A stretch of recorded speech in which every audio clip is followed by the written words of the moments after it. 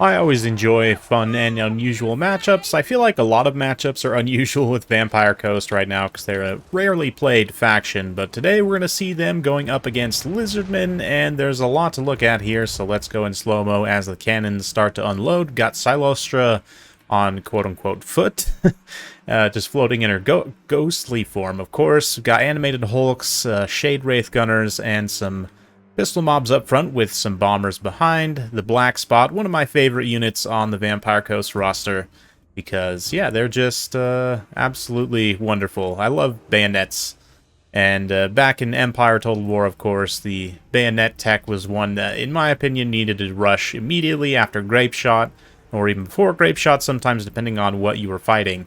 But, yeah, absolutely spectacular. The fact they have anti-large AP, still pitiful stats, but there's something there for them to poke back. Plus 13 bonus versus large does give them a decent, 33 melee attack against large, which is alright. And for the rest of the build here, I've got some cannons, of course, polearms protecting, and scurvy dogs, along with some shotguns. Unusual choice. We'll see how they do. The hand cannons of the Vampire Coast, not known to be as good as the Cathayan shotguns, but we'll see how they perform in this particular battle. On the opposite side here, Tic-Tac-Toe, gotta respect that pick always, with some Clawstone Hunters, Chameleon Stalkers out on the flanks ready to ambush. Some artillery crews, we've got Ripperdactyls as well, some Skink Cohort, and Saurus through the front line. Feral Stegodon paying a severe price for being a large monster against Vampire Coast, and we've also got a Solar Engine as well, which is a little bit of an unusual pick these days. Not nearly as good as it used to be, unfortunately, due to the change to large unit sizes. I feel like it probably just needs an explosion damage buff, like a radius specifically, so that it hits more unit models when it attacks. Anyway, story for another time, but we see already Silostra starting to break up this advance here, as the guns also help kind of rout off the big monsters. Yeah, the bombs and Silostra's magic doing a lot of damage to these Saurus as they trudge through the sands towards the zombie lines. Bombers not as effective as they were in the past, but still quite effective. Will they be able to actually, yeah, no problem with routing it off that particular unit of Saurus, but there's still plenty of resources. These Chameleon Stalkers coming in on the flanks, unloading their missile attacks. We see Rippers also just immediately starting to jump on the shotguns of the zombies, and these scurvy dogs being used defensively, but they're not really sure where to go. They've got a lot of different areas to try and cover here. Tic-Tac-Toe himself dives with the Clawstone Hunters onto the Carronades, and it's a pretty nicely executed rush so far from the Lizardmen. Certainly some areas of pain, no doubt, but Chameleon Stalker is able to get in, shut down. That's exactly what they're meant for, pretty much. Exactly a situation like this. That high burst of their little explosive, what are they, blowpipes, I guess? Yeah, the high burst, though, does help just chunk through zombies very quickly, so really nice to see them used in such fashion. Just beautiful. Look at that overhill shot.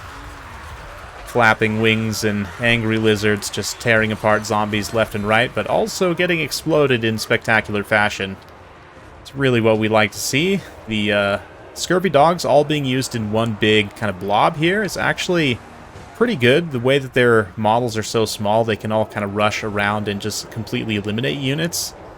Looks like they're going to now go after those Ripperdactyls. Black Spot have been able to stay shooting for a lot of this. They are not an ideal target to dive, although certainly with enough resources you could get the job done. But Silostra pulling up Rotting Prometheans. I haven't seen the Knights on the field yet, so maybe just saving that summons for a more tactical time. But Silostra herself started to take some serious damage. And yeah, looks like we're going to see Tic-Tac-Toe kind of go all in. Song of Enthrallment. And there come the Knights. Those damned Knights. Summoned up in a position where they can't really charge, but they are going to apply Frostbite on a number of different targets here, which is quite useful, especially if they can kind of counterattack back into the Ripperdactyls. Keep them locked on the ground, or even, Tic-Tac-Toe himself. But the double summon here is definitely proving to be pretty effective in helping to protect Silostra. Black Spot are also able to continue firing from up on high, which gives them a little bit better line of sight, hopefully. Hopefully not having typical gun line of sight issues. Apologize, my cat bumps the microphone stand. Hopefully you can't hear that too loud, but anyway. Yeah, looking good. Looking good. Damn Knights Errant are able to start to route some units, provide a little bit of terror, perhaps, to some of these skinks. I don't believe Millions are immune to psychology. Yeah, there would be no reason for them to be. Also, physical resistance is being bypassed by that magic damage, of course. Fog of the Damned helps reduce leadership as well, induce that big chain terror route. So the summons for Silostra being absolutely clutch right now, helping Vampire Coast survive this. Did I say counts at the start of this video? I don't think so. Anyway, moving on. Yes. It's just going to be zombies trying to hold out. The summons are just about done on their timer, though. Yep, they immediately crumble and leave Silostra in a very vulnerable position. But depending on her Winds of Magic situation, she does have one more potential crab summon. We'll see. I don't know with all the, what's it called? I forget. Tide Call. There's so many spells in this game to remember now. Tide Call's, yeah, it's a decent one. She's been casting it around a bit. We'll see how it shakes out in the end. That Song of Enthrallment's just so nice, honestly. Melee attack and speed. Fog of the Damned, of course, as well. We saw a couple casts of 8 Winds of Magic on that one, which is a decent amount, but certainly with those two debuffs overlapping, you can debuff the already not great melee attack of a lot of Lizardmen units, like Saurus. Only, I guess, 39 melee attack. They're a bit juiced right now, but, yeah. Their enrage is making them a little bit extra angry, but base melee attack is really not spectacular. But debuffing it even further just further gives the zombies' terrible melee defense a chance to shine a little bit. Saurus are making their stand here. Silostra desperately trying to escape the clutches of Tic-Tac-Toe, but he himself quite healthy at this point. Hasn't been prioritized as a target too much, but now the black spot starts to focus him down. The little hounds were trying to help. They all just took a nap immediately as soon as I zoomed in there. Having some major leadership issues. Ooh, Silostra's getting super low right now. Looks like she's going to be forced into crumbling. Not before she can get off one more crab summon. There it is. Did end up having enough Winds of Magic for it. And these eroding Prometheans moving on into combat. Even if Silostra goes down here, she got the big summon off, which is enough to actually break the leadership of the remaining Lizardmen units. Looked like Tic-Tac-Toe might have just taken another nasty volley there. And it's a fun game overall, definitely interesting. I mean, the cannons weren't really too much of a factor.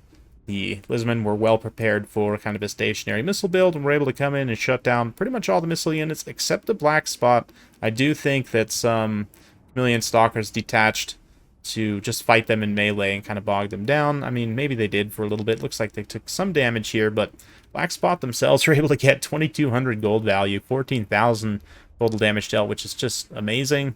Yeah, Silostra herself, pretty decent value considering she's relatively cheap on foot. But looking at the rest here, yeah, the Scurvy Dogs, nice to see some value there, chasing some routing units. Very essential unit, as essential as Slayers are for Dwarfs. Scurvy Dogs are essential for Vampire Coast in pretty much all matchups, so definitely would recommend taking at least a few.